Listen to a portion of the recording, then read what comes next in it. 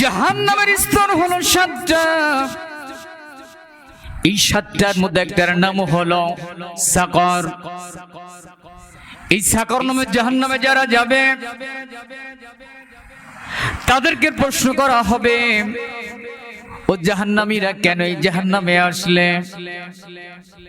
এবার তারা জবাবে বলবে, দুনিয়ার বুকে 4টি অপরাধের কারণে এই জাহান্নামে এসেছি। এবার তাদেরকে বলা হবে এই অপরাধগুলো কি কি।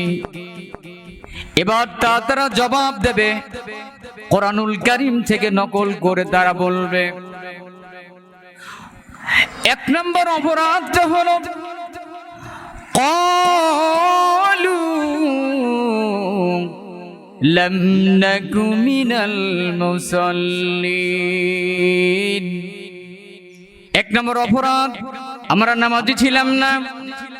2 নম্বর অপরাধটা হলো ওয়ালাম নাকু নুতঈমুল মিসকিন। আমাদের সামর্থ্য ছিল, অর্থ ছিল, সম্পদ ছিল, খাবার ছিল, কিন্তু সমাজের মাঝে গরিব দুঃখী এতিম মিসকিন তাদেরকে খাবার নিজেরা দিতাম না, অন্যকে দিতেও বলতাম না, উৎসাহ প্রদান করতাম না। 3 নম্বর কারণটা হলো وَكُنَّا نَخُوضُ مَعَ الْخَائِضِينَ।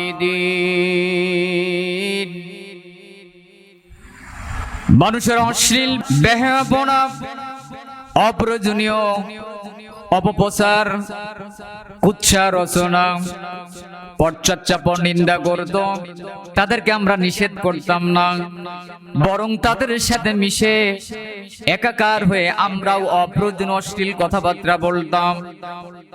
4 নম্বর কারণটা হলো ওয়াকুন্না নুকাযযিবু বিয়াউমিদ্দিন। আমরা কিয়ামতকে অস্বীকার করতাম। এই 4টা অপরাধ করার কারণে এই সাকার নামক জাহান্নামে আমরা এসেছি। সময় থাকতে করো ভাই মনকে পরিষ্কার, সময় থাকতে করো রে ভাই মনকে পরিষ্কার, আখেরাতে পাইবা তুমি যোগ্য পুরস্কার। এই দিন তো দিন নয় ভাই, দিন আসিবে মরণে, এই দিন তো চলে যাবে সেই দিনের কাছে। থেকো প্রভু সে জীবনে হয়ে চিরসাথী, আসবে গহীন রাতি আমার আমার বলে যখন কাউকে পাবো না, সেদিন আমার শূন্য হিয়া তুমি থেকো শান্ত নয়। একুল ভাগে অকুল গড়ে এই তো নদীর খেলা, দিন ফুরালে শান্ত হবে ভবের রঙ্গ মেলা।